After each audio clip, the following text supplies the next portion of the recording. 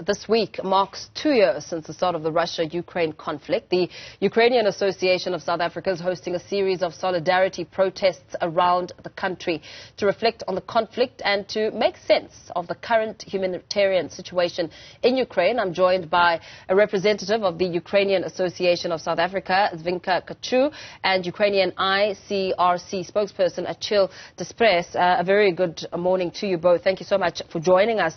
Dzvinka, perhaps let's start with you as we try and make sense of a period which has really been tragic and life-changing. This week marking 2 years into the war.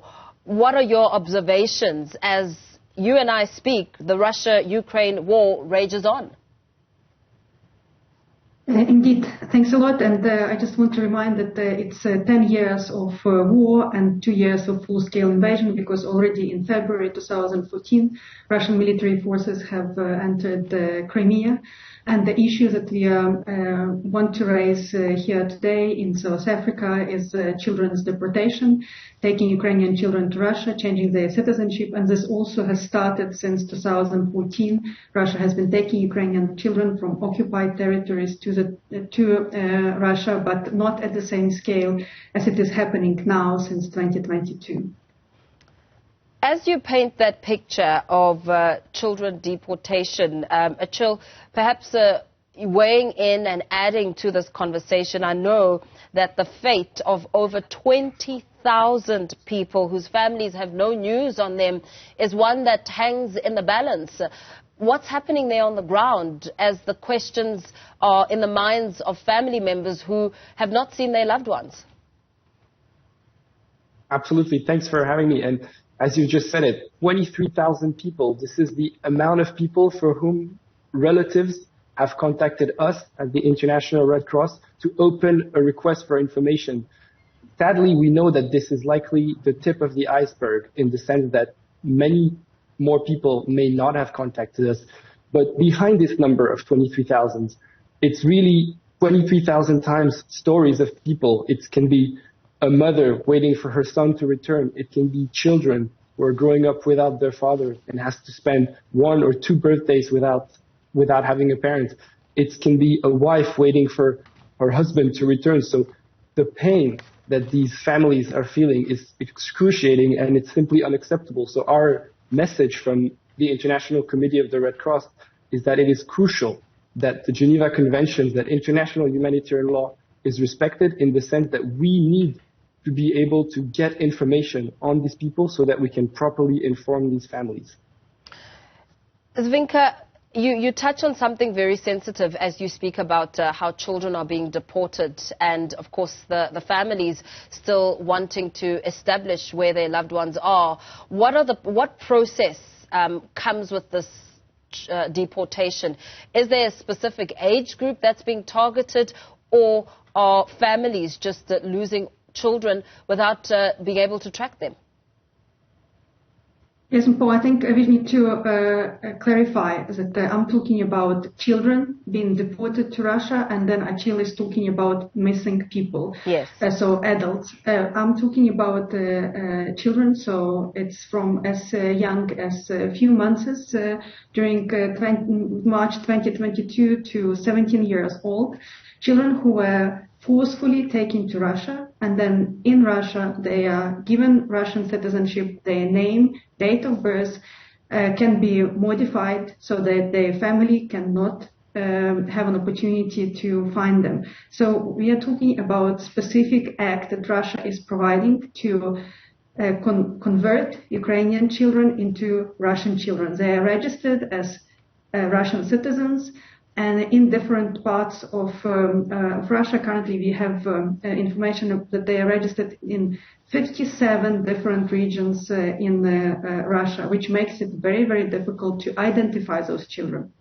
So when we're talking about 19,500 of Ukrainian children forcefully deported to Russia, of course, those numbers can be much larger, but these are identified children with name, surname, we know where they were taken from, and we are asking Russia to return Ukrainian children. And here, as a civil society organization, we call also on South African government to play an important role and return those children immediately. We understand that there is ICC case that is going to look into it and prosecute, but we are interested not even as much in litigation as immediate repatriation of those children, because for 2 years those children have been indoctrinated in the Russian ideology. Some of them are now facing the reality of going to war against their own country. They are unable to learn their language. They are unable to communicate with their family members.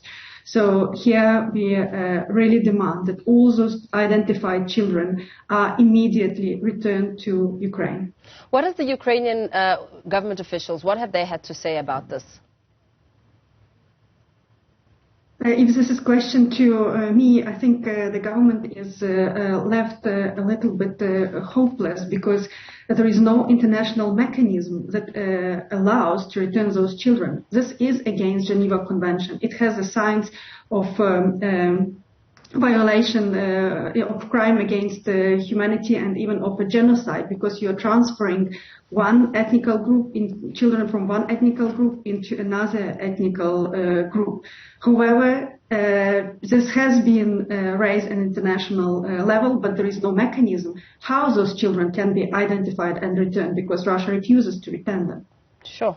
Achille, you speak about hundreds of thousands of people who are missing, and of course their families coming to the ICRC's offices to try and get some sort of help in tracking their loved ones. Of that chunk, how many are children that you have now had to try and establish their whereabouts for the families who are desperately looking for them? No, thanks for this clarification. So when I'm talking about 23,000 people, it includes civilians. It includes, the majority of it is military. It means soldiers who have fallen in the hands of the enemy. But it, of course, includes children, anyone really, that family members have contacted us with a request for information, we would consider as a person that is missing and as a person about whom we need to look for information. So we encourage, of course, every family to come forward with information that on their children that they've been separated from as a result of the armed conflict. Now, how do we look for this information? We are working as a neutral intermediary between the Russian Federation and Ukraine, who have an obligation under the Geneva Conventions to give us information about people that they are holding in their captivity. And once we have a positive match between, on the one hand, the information that is provided to us by families, and on the other hand, the information that we receive from the belligerents, we immediately inform the families and we inform the authorities on the other side. So our role is really to be a neutral intermediary to further this humanitarian agenda, to try and make sure that the Geneva Conventions are respected, and most importantly, to inform families who are desperate for news of their loved ones for months. But if I can just say one thing about the children, it's an extremely complex situation, and of course each case is different, but we are active in this front. We are talking to Russian authorities and Ukrainian authorities, again in our role as a neutral intermediary, and when there is information about these specific cases of children and when there is an agreement with the belligerents, we are of course available to be involved in returning some children, and we have been able to do that also thanks to the mediation of the state of Qatar late last year. So we are, of course, looking into this, and we can be active, and we would like to be more active, but agreements need to be reached between the belligerents, and we need to be given the proper information. Yeah. And very lastly, quickly before we wrap things up, how many families have you managed to help establish the whereabouts of their loved ones? If we're looking at families as a global thing, we have informed 8,000 families of the fate and whereabouts of their missing loved ones, of the loved ones that they've been separated from. So for each of these families, the information that we give them means the end of a long month of anguish, of waiting. It can mean a lifeline. It can mean the hope that their loved one is alive and that they will be reunited. Also, very sadly, sometimes the information is that their loved ones have been killed, and therefore it's an important thing for them to get closure. But 8,000 times we have been able to inform families. So this means that the system that we have as a neutral intermediary, as foreseen in the Geneva Convention between Ukraine and Russia, can bring results.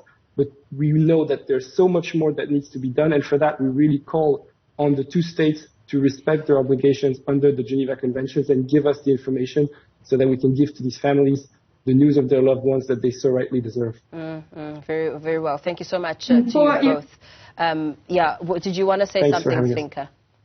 Yes, I just wanted to say out of those 19,500, only 300 children were identified and returned. So we just should not put everything in one pot. And we talk about returning of Ukrainian children, and Red Cross is dealing also with war prisoners and with many others cases. But what we call for is for Geneva Convention to be implemented. At the moment, Red Cross has very little opportunity to enforce Geneva Convention on Russia, because Russia is violating it, and we do not have an opportunity to defend the right of Ukrainian citizens in captivity.